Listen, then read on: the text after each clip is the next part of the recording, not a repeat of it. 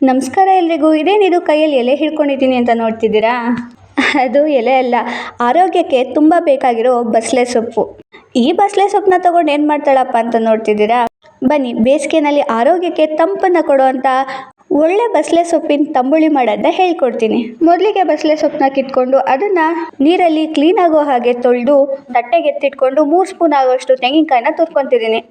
ಇದಾದಮೇಲೆ 1 ಸ್ಪೂನಷ್ಟು ಎಣ್ಣೆನ ಪ್ಯಾನ್ಗೆ ಸವರ್ಕೊಂಡು ಅದನ್ನು ಒಲೆ ಮೇಲೆ ಇಟ್ಕೊಂಡು ಅದು ಕಾದ ನಂತರ ನಾವು ತೊಳ್ಕೊಂಡಿದ್ದಂಥ ಬಸಳೆ ಸೊಪ್ಪನ್ನ ಅದಕ್ಕೆ ಹಾಕ್ಕೊಂಡು ಚೆನ್ನಾಗಿ ಹುರ್ಕೋತಾ ಇದ್ದೀನಿ.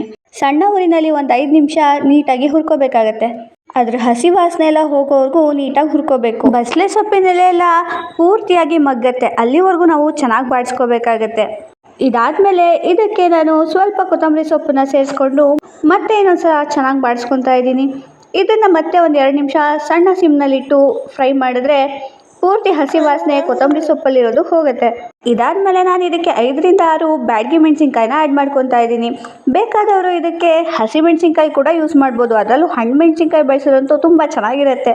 ಈಗ ಒಂದು ಜಾರಿಗೆ ನಾನು 1 ಸ್ಪೂನಷ್ಟು ಹುರ್ಗಡ್ಲೆನ ಸೇರಿಸ್ಕೊಂಡು ಬಾಡಿಸ್ಕೊಂಡಿದ್ದಂಥ ಸೊಪ್ಪು ಮೆಣಸಿನ್ಕಾಯಿನ ಆ್ಯಡ್ ಮಾಡಿಕೊಂಡು 3 ಸ್ಪೂನಷ್ಟು ತೆಂಗಿನಕಾಯಿನೂ ಸೇರಿಸ್ಕೊಂಡಿದ್ದೀನಿ.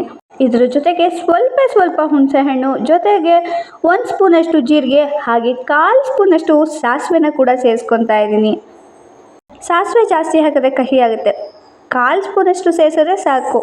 ಹಾಗೆ ರುಚಿಗೆ ತಕ್ಕಷ್ಟು ಕಲ್ಲುಪ್ಪನ್ನ ಇದಕ್ಕೆ ಆ್ಯಡ್ ಮಾಡ್ಕೊತಿದ್ದೀನಿ, ರುಚಿ ಜಾಸ್ತಿ ಅಂತ. ನಾನು ಮಿಕ್ಸಿ ಮಾಡಿ ಎತ್ತಿಟ್ಕೊಂಡು ಒಂದು ಪಾತ್ರೆಗೆ 1/4 ಲೀಟ್ರಷ್ಟು ಗಟ್ಟಿ ಮೊಸರನ್ನ ಸೇರಿಸ್ಕೊಂಡು ಅದಕ್ಕೊಂದು ಸ್ವಲ್ಪ ನೀರನ್ನು ಹದ ನೋಡ್ಕೊಂಡು ಸೇರಿಸ್ಕೊಂಡು ಸೌಟಲ್ಲೇ ಚೆನ್ನಾಗಿ ಬೀಟ್ ಮಾಡಿಕೊಂಡೆ. ಇದಕ್ಕೆ ನಾವು ರುಬ್ಬಿಟ್ಕೊಂಡಿದ್ದಂಥ ಬಸಳೆ ಸೊಪ್ಪಿನ ಖಾರನ ಸೇರಿಸ್ಕೊತಾ ಚೆನ್ನಾಗಿ ಮಿಕ್ಸ್ ಮಾಡ್ಕೊತಾ ಹೋಗಬೇಕು. ಮಧ್ಯ ಗಂಟು ಸಿಗುತ್ತೆ, ಅದೆಲ್ಲ ಇಲ್ಲದೆ ಇರೋ ರೀತಿಯಲ್ಲಿ ಚೆನ್ನಾಗಿ ಮಿಕ್ಸ್ ಮಾಡ್ಕೊತಾ ಕನ್ಸಿಸ್ಟೆನ್ಸಿ ನೋಡಿಕೊಂಡು ಬೇಕಾದ್ರೆ ನೀರನ್ನು ಹಾಕೋಬೋದು. ನಾನು ಇದಕ್ಕೆ ಎಕ್ಸ್ಟ್ರಾ ಏನು ಉಪ್ಪು ಹಾಕಿಲ್ಲ, ರುಬ್ಬೋವಾಗಲೇ ಕಲ್ಲುಪ್ಪು ಸೇರಿಸಿದ್ರಿಂದ ಅಷ್ಟೇ ಸಾಕಾಯಿತು. ಈಗ ಇದಕ್ಕೆ ಒಗ್ಗರಣೆ ಕೊಡೋ ಸಮಯ. 1 ಸ್ಪೂನಷ್ಟು ಎಣ್ಣೆನ ಬಾಣಲಿಲಿ ಬಿಸಿಗಿಟ್ಕೊಂಡು ಸಾಸಿವೆ ಆ್ಯಡ್ ಮಾಡಿಕೊಂಡು ಸಾಸಿವೆ ಸಿಡಿದ ನಂತರ ಜೀರಿಗೆನ ಆ್ಯಡ್ ಮಾಡಿಕೊಂಡು ಜೀರಿಗೆನೂ ಸಿಡಿದ್ಮೇಲೆ ಆ ಒಗ್ಗರಣೆನ ತಂದು ಬಸಳೆ ಸೊಪ್ಪಿನ ತಂಬುಳಿ ಸೇರಿಸಿ ಅದಕ್ಕೆ ಹಚ್ಚಿಟ್ಕೊಂಡಿದ್ದಂಥ ಕೊತ್ತಂಬರಿ ಸೊಪ್ಪನ್ನ ಆ್ಯಡ್ ಮಾಡಿಕೊಂಡು ಮತ್ತೆ ಒಂದ್ಸಲ ಚೆನ್ನಾಗಿ ಮಿಕ್ಸ್ ಮಾಡಿದ್ರೆ ನಮ್ಮ ತಂಬುಳಿ ರೆಡಿ ಆಯಿತು. ನಾನು ಇದನ್ನು ಬಿಸಿ ಬಿಸಿ ಅನ್ನದ ಜೊತೆ ಸರ್ವ್ ಮಾಡ್ತಿದ್ದೀನಿ. ರುಚಿ ಅಂತೂ ಅದ್ಭುತವಾಗಿರುತ್ತೆ. ಅಷ್ಟೇ ಅಲ್ಲ, ಆರೋಗ್ಯಕ್ಕೆ ಇದು ತುಂಬಾ ಒಳ್ಳೆಯದು. ಹೆಲ್ತ್ ಬೆನಿಫಿಟ್ಸ್ ತುಂಬಾ ಇದೆ ಅಂತ ಹೇಳ್ಬೋದು.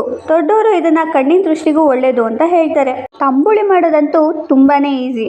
ಯಾವಾಗಲೂ ಸಾಂಬಾರಲ್ಲಿ ಅನ್ನ ತಿಂದು ಬೋರ್ ಆಯಿತು ಅಂದಾಗ ಈ ರೆಸಿಪಿನ ಮಾಡ್ಕೋಬೋದು. ವಿಡಿಯೋ ಇಷ್ಟ ಆಯಿತು ಅಂದರೆ ಲೈಕ್ ಮಾಡಿ, ಶೇರ್ ಮಾಡಿ, ಸಬ್ಸ್ಕ್ರೈಬ್ ಮಾಡಿ. Thank you for watching.